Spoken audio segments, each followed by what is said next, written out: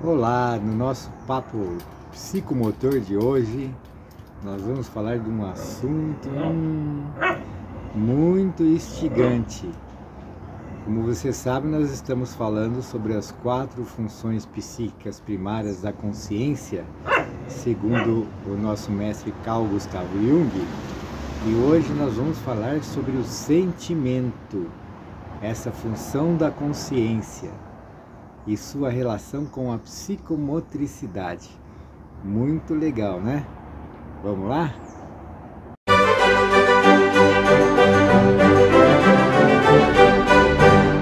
Como você sabe, nós estamos falando sobre as 4 funções psíquicas primárias da consciência, segundo aí o nosso mestre Carl Gustav Jung, que idealizou a psicologia analítica.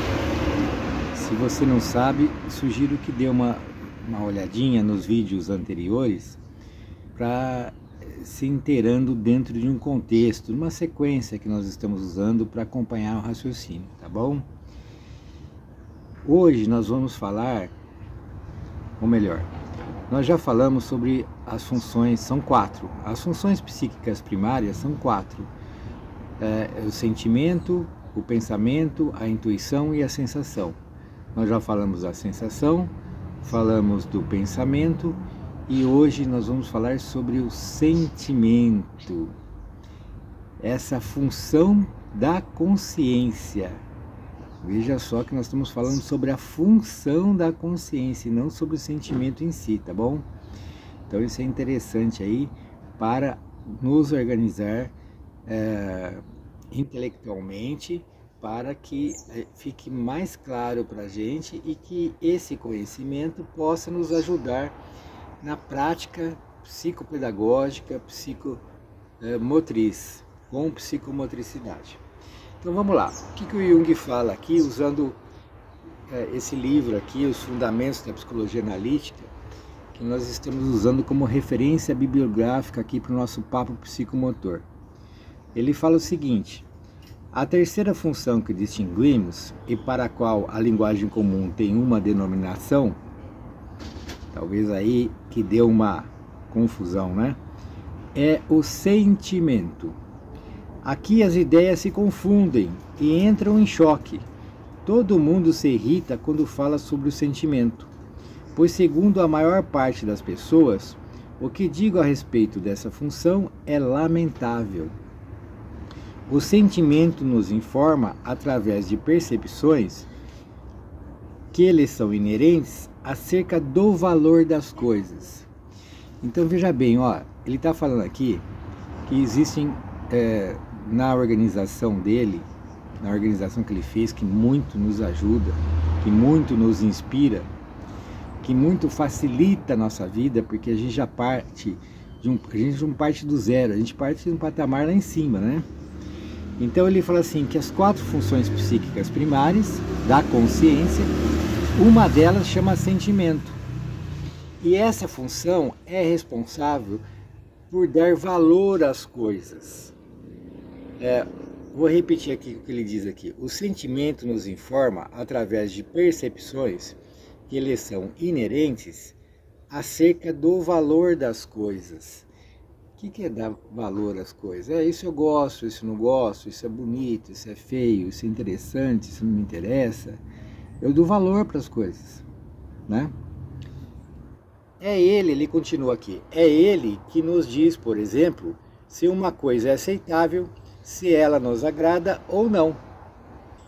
Deve-se ainda a tal faculdade o fato de podermos ou não reconhecer certa coisa sem uma determinada reação sentimental. Isso se comprova em nossa vida prática. Mais tarde falaremos sobre isso. Agora, o lamentável, em minha opinião, diz o Jung, sobre o sentimento, é que eu considero como o pensamento uma função também racional. Então, como nós temos, assim, no popular, uma identificação, nós achamos que sentimento é a mesma coisa que emoção, nós acabamos achando estranho isso que ele está falando, que o sentimento é uma função racional.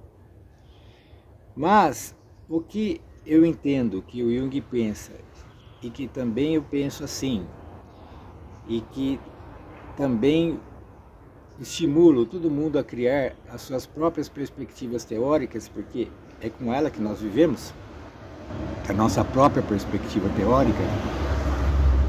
Por isso que eu falo que a psicologia analítica nos inspira, mas a minha perspectiva teórica é minha, a sua é a sua, e assim vai, né? Então vamos lá. Agora, o lamentável, em minha opinião, sobre o sentimento é que eu considero, como o pensamento, uma função também racional. Então, por que seria isso? Porque nós fazemos uma distinção entre sentimento e emoção. Sentimento, por exemplo, é quando eu falo sobre o amor. Eu falo sobre amor de forma abstrata, sobre um conceito amor. Eu posso falar de amor e não sentir amor. Eu posso falar de raiva e não sentir raiva. Então, o sentimento é racional. É algo que nós estamos abstraindo. Agora, quando nós falamos de emoção, que o Jung, interessante também, ele considera emoção e afeto como sinônimos. Então, quando eu falo de afeto, de emoção, eu estou falando de quando esse sentimento, nós estamos sentindo esse sentimento. Inclusive, ele afeta o corpo, ele altera o corpo físico. Então, quando a pessoa está muito envolvida, tomada por uma emoção, por um afeto, seja de raiva, seja de amor, seja de qualquer outra, nós falamos assim, aquela pessoa está afetada, porque ela manifestou no corpo. Então nós temos duas questões aí, o sentimento, uma coisa racional, uma coisa abstrata, uma coisa conceitual. E o afeto, a emoção, alguma coisa que a pessoa está sentindo, inclusive no próprio corpo. Daí ele continua aqui, ó. Todo homem que pensa está absolutamente convencido de que o sentimento jamais poderá ser enquadrado entre as coisas da razão. Para eles, o sentimento é totalmente irracional. Peço-lhes, entretanto, o seguinte: tenha um pouco de calma e concorde que o ser humano não pode ser exato, perfeito em tudo. Aquele que é perfeito em seus pensamentos jamais o será quanto aos sentimentos. Isso devido à própria impossibilidade de realizar as duas coisas simultaneamente. Uma propõe a outra. Consequentemente, quando se quer pensar dentro de uma linha científica e totalmente desapaixonada, deve-se colocar de lado todos os valores sentimentais. Caso contrário, começar-se-á a sentir que é mais importante pensar sobre a liberdade da vontade humana do que, por exemplo, sobre a classificação de várias espécies de piolhos. Muito interessante, né? Ele fala aqui que essas duas funções psíquicas primárias, em tese, nós temos dificuldades em desenvolver as duas em sua plenitude. Então, quando uma pessoa acaba desenvolvendo o pensamento, mais o pensamento, o sentimento fica menos desenvolvido em relação ao pensamento. Quando uma pessoa começa a desenvolver mais o sentimento, o pensamento fica menos desenvolvido. Então há um desequilíbrio aí entre as duas funções, o desenvolvimento das duas funções. Então fica para nós que não temos essas duas funções psíquicas desenvolvidas em sua plenitude e em equilíbrio, quem é mais sentimento tem dificuldade em pensar, quem é mais pensamento tem dificuldade em sentir. Então, veja bem, nós estamos falando aqui teoricamente, vamos pensar juntos, tá? Daí ele fala de uma pesquisa científica, porque na pesquisa científica principalmente na época dele, né, que não é muito tempo, mas já mudou bastante, a gente quer isolar o fenômeno a ser pesquisado para que nós não interferirmos no fenômeno. Mas hoje com a física quântica a gente já sabe que isso é impossível, porque às vezes o fenômeno só existe se a gente observá-lo. Interessante, né? Mas vamos lá. Evidentemente, se observados do ponto de vista do sentimento, os dois objetos não são diferentes apenas quanto aos fatos, mas também quanto ao valor.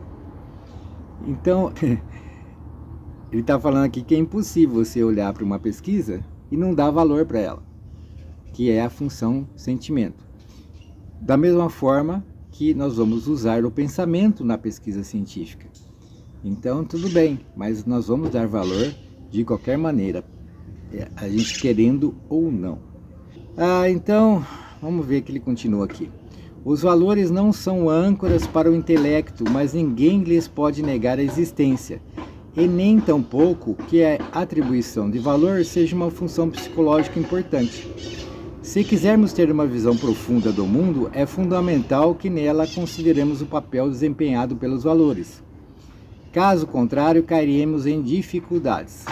Para a maior parte das pessoas, o sentimento parece ser totalmente irracional porque eles sentem tudo de maneira idiota. Eis a razão de todo mundo estar convencido, especialmente neste país, de que devemos controlar nossos sentimentos. Então, olha só, no nosso trabalho psicomotor, o nosso olhar enquanto professor, terapeuta, nós levamos muito em consideração o sentimento para a execução. Por exemplo, nós achamos que nós devemos amar os nossos alunos. Por isso nós estamos dando um valor, uma importância para o nosso aluno. Ele é muito importante para a gente. O foco da importância do nosso trabalho está no nosso aluno. Por isso nós devemos amá-lo. E essa emoção, esse afeto é transformador. Da mesma forma que uma raiva também é transformadora, mas para o lado ruim, vamos chamar assim. Não vai nos ajudar no desenvolvimento do nosso aluno, vai prejudicar o livre caminho dele do desenvolvimento integral.